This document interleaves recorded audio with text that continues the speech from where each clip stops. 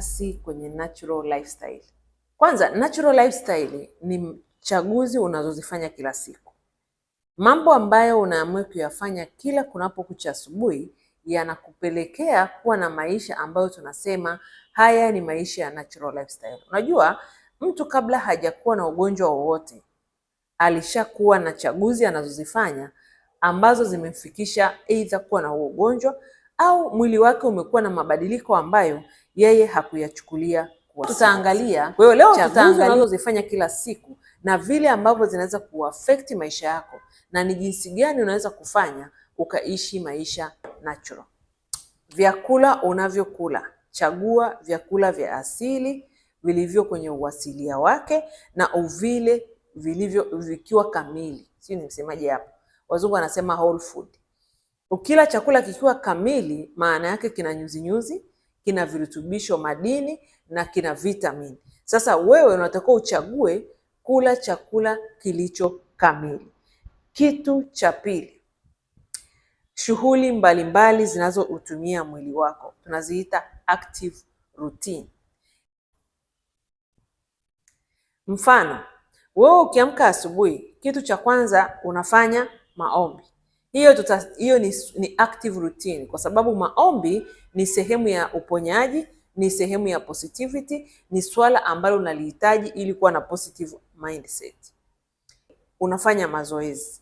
Inawezekana unafanya mazoezi machache, labda dakika 10 au dakika 15, hata kama unafanya dakika 7. Hiyo ni sehemu ya active routine. Umeamka asubuhi, umefanya mazoezi. Unaenda kuoga. Unajua unaweza kuchukulia kuoga kama sehemu muhimu sana. Lakini kuna watu wanaamka asubuhi hawaogi, wanakaa mpaka jioni ndio wanaenda kuoga. Au wanaoga tu mchana siku imepita. Kwa hiyo kuoga pia ni sehemu ya active routines. Kuoga kuna activate lymphatic system. Jifunze jinsi ya kuoga kiusahihi. Ukiweza kuoga kiusahihi, unaweza kuactivate lymphatic system na hiyo ni sehemu ya active routine. Kitu kingine kwa wale ambao wanafanya kazi maofisini, kabla ya kuingia kwenye gari, kabla ya kwenda kujiandaa kwenda kazini, guys, weka sehemu ya mazoezi dakika 10-15 zinakutosha, simple activity, na hiyo itakusaidia sana kuwa na afya nzuri. Haya, kwenye rutini ya maisha yako hizo activities ziwepo. Mahali pa kutembea, usipande bodaboda. Kama unaona muda wako wa mazoezi ni mchache, seti muda wa kutembea ambao utakusaidia. Kitu kingine ambacho ni cha muhimu sana, kuwa aware na mazingira yako. Hapa nimeweka listi.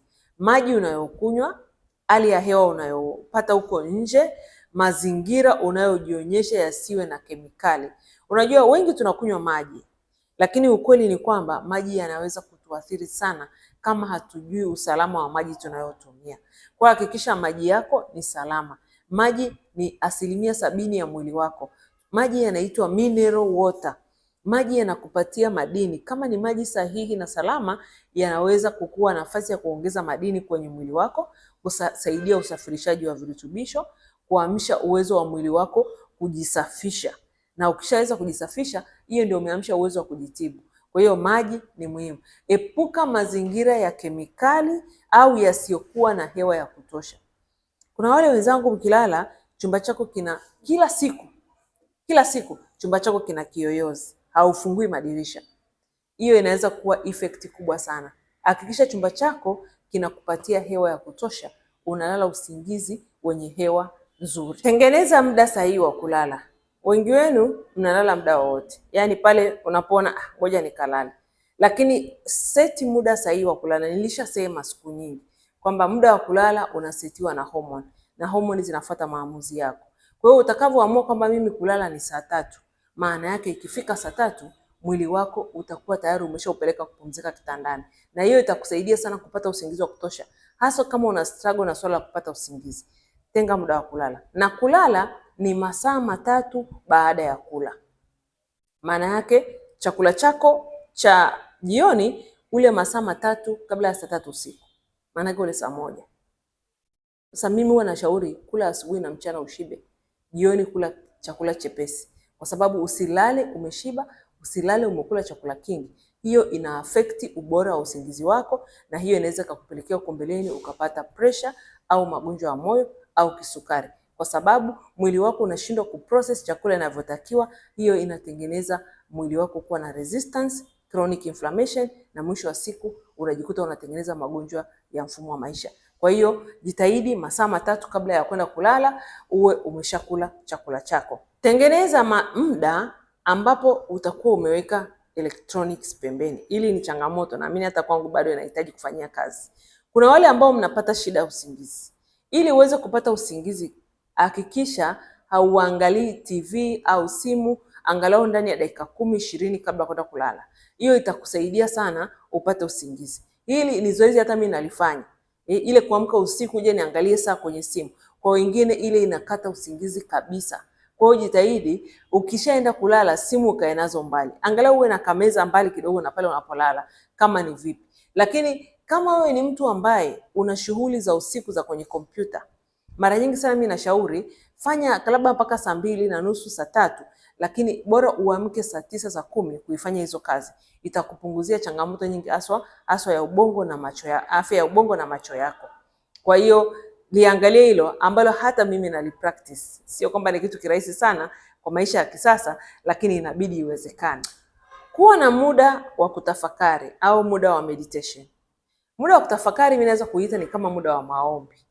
Jioni mimi napenda sana kukaa kabla ya kuingia kulala. Ninakaa almost nusu saa kwa utulivu kabisa. Sina simu, sina chochote.